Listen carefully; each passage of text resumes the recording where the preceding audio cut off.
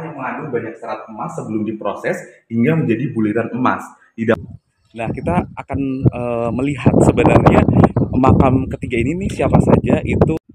Oke deh guys, memasuki benteng yang satu ini kita akan disuguhkan dengan tulisan Fort Marlborough ya, ataupun benteng Marlborough yang ada di kota Bengkulu ini.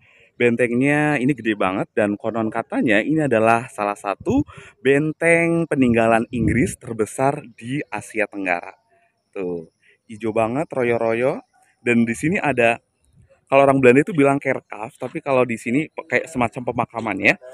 Dan saya akan mengajak kalian semuanya untuk melihat seperti apa sih pemakamannya ya. Kalau kita bisa lihat di sini pemakamannya sepertinya udah dipugar ya, karena warnanya juga sudah eh, masih agak kayak baru gitu ya. Nih ada 3 pemakaman di sini. Nah, kita akan melihat sebenarnya makam ketiga ini nih siapa saja itu ada di sini. Nah, dari keterangan yang ada di sini bahwa ini adalah makam dari Charles Murray, kemudian Thomas Parr, dan Robert Hamilton, di mana mereka wafat pada tanggal 7 Januari 1808. Kemudian untuk Thomas Parr itu wafat pada 23 Desember 1807 dan Robert Hamilton wafat pada 15 Desember 1793. Nah, di bawahnya ada Fort Marlborough. Oke. Dan kita tahu bahwa dengan adanya peninggalan benteng yang satu ini, bahwa kita yakin dan percaya inilah jejak-jejak Inggris yang ada di sini. Nah, apakah kemudian masih ada keturunan-keturunan Inggris yang masih bisa kita ketemukan di Bengkulu? Nah, itu masih menjadi tanya-tanya. Saya sampai saat ini belum mendapatkan informasinya. Tapi kalau dalam bentuk fisiknya, bangunannya, kita bisa melihatnya seperti yang kita lihat saat ini, ya. Oke, bagus banget. Nah, saya akan mengajak kalian semuanya untuk masuk ke bagian dalamnya. Kira-kira di bagian dalamnya ada apa saja ya? Yuk kita lihat. Oke.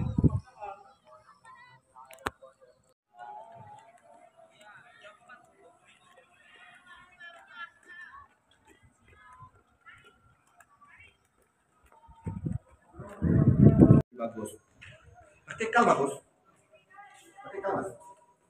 Nah, kamera agak ke bawah. Kamera ke bawah. Kamera bawah lagi. Oke guys.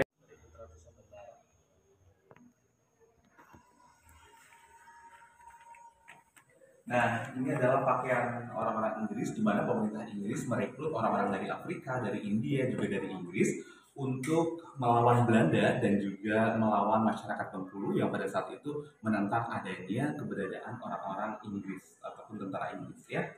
East India Company, kayak gini bajunya ya. Oke, jadi ini kayak celana ini ya. Oh, celananya cuma segini. Oke, kita masuk. Ya, ini adalah mock-up kapal. Ya, pada abad ke-17 pemerintah dagang Inggris atau East India Company berlayar dengan kapal yang sangat besar dengan kapasitas lebih dari 1.000 ton. Wah, itu udah banyak banget ya. Dan membawa awak kapal serta tentara dan juga puluhan meriam untuk berjaga dari serangan bajak laut maupun kapal dagang lawan seperti Belanda, Prancis, dan Portugis. Kapal inilah yang berlabuh di Bengkulu pada tahun 1685. Salah tidak? Usulan Joseph Collet untuk membangun benteng baru yang lebih banyak baru disetujui oleh Dewan Direktur IC pada tahun 1714. Dimulailah pembangunan benteng baru yang diberi nama Marlborough. Nama ini dipilih oleh Joseph Collet untuk menghormati John Churchill, komandan Inggris yang pernah memenangkan pertempuran di Blenheim pada tahun 1704. Ramillies tahun 1706, Oudenarde tahun 1708, dan Malplaquet tahun 1709. Dan sisanya, Churchill diberi gelar Duke of Marlborough. Benteng ini kemudian dikenal dengan nama Fort Marlborough. Ini udah sekarang saya sudah berada di ruang militer atau ruang jaga, dan di ruangan ini kita bisa melihat ada bongkahan emas. Ini adalah bongkahan yang mengandung banyak serat emas sebelum diproses hingga menjadi buliran emas. Didapatkan dengan mencari urat-urat emas yang menyatu bersama kuarsa atau batu salur atau mensen merah. Nah, ini adalah proses penambangannya ya di masa lampau. karena Bengkulu adalah salah satu kota ataupun provinsi penghasil emas di Indonesia, di mana yang kita tahu emas yang ada di Monas juga merupakan salah satu sumbangan dari masyarakat Bengkulu. Oke deh guys, sekarang saya masih berada di ruang militer. Nah, disinilah hasil rempah-rempah, dan inilah yang membuat Inggris serta orang-orang dari negara Eropa lainnya datang ke sini, berbondong ke sini untuk berburu rempah-rempah. Nah, rempah-rempah yang ini banyak juga dihasilkan di Bengkulu. Kita bisa lihat juga di sana ada pohon lada ya, yang sudah rimbun sekali, dan perlu kalian ketahui untuk bangunannya ini sudah diugar sejak zaman Belanda dan juga dipugar kembali oleh pemerintah Indonesia, sehingga sampai saat ini kita masih bisa masuk ke dalam benteng yang dibuat oleh pemerintah Belanda.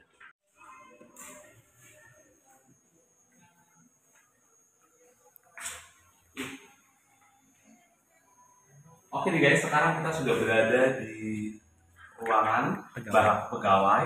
Kita bisa lihat di sini banyak banget kisah-kisah ya, perlawanan masyarakat Bengkulu melawan pemerintahan Inggris ya, di mana salah satunya ada Thomas Parr, salah satu gubernur jenderal yang pernah bertugas di Bengkulu, dan dia meninggal, dan seperti yang kita sudah tahu bahwa makamnya atau kerkapnya ada di bagian depan. Nah, kita di sini bisa melihat ini ada suku Rejang melawan pemerintahan Inggris terhadap juga Belanda, terjadi pada tahun 1878 yang mengakibatkan terbunuhnya asisten Residen Burgard. Nah, inilah profil masyarakat Rejang.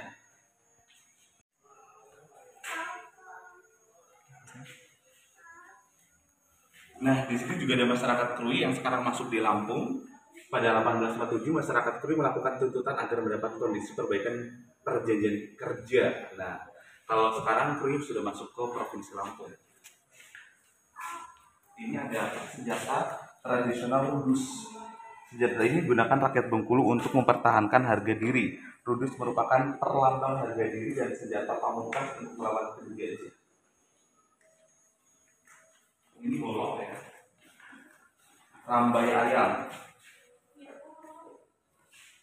Rambai ayam merupakan salah satu senjata asli Bengkulu yang tidak ada di provinsi lain di Indonesia.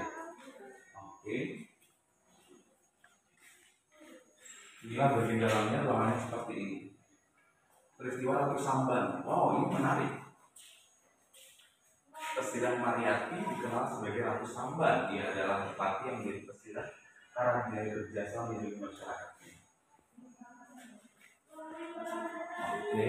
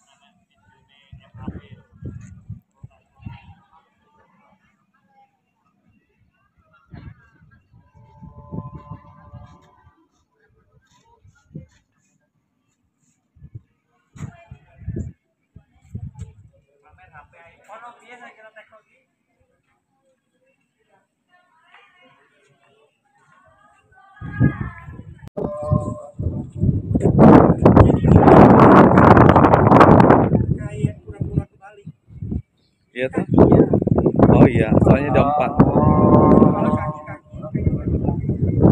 Ada 4 ya. Bagusan sana itu, lihat laut view-nya.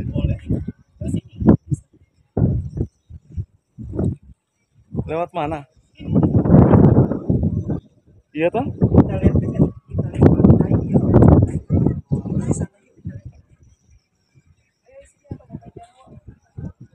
Yuk.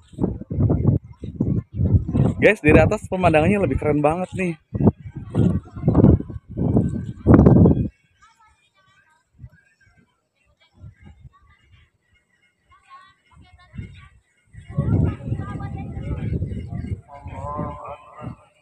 Itu lagi sholat asar, tapi aku sudah sholat ya guys, tadi di jamaah.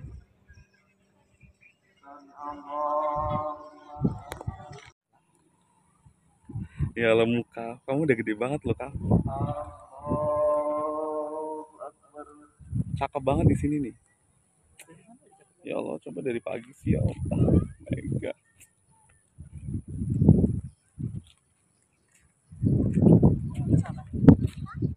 Enggak turun lagi.